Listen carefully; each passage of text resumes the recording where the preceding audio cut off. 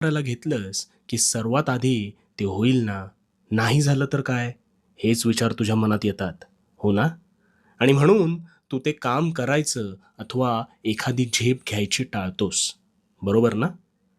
अरे ही भीती थोडीच म्हणजे संयम म्हणून असावी आणि त्याहून अधिक झाली, की हीच भीती ताणपूर्व स्थितीत बदलते आणि मग तुझ्या मनाचा कब्जा करते आणि मग तुला वाटतं, की नको, नको काहीतरी नवं करायला.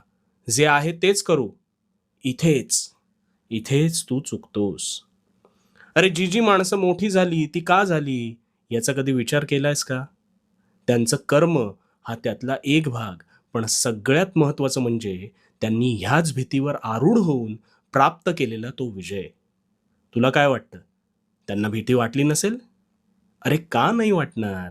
ती सुद्धा तुझ्यासारखी माणसंच आहेत ना. पण त्यांनी निर्भीड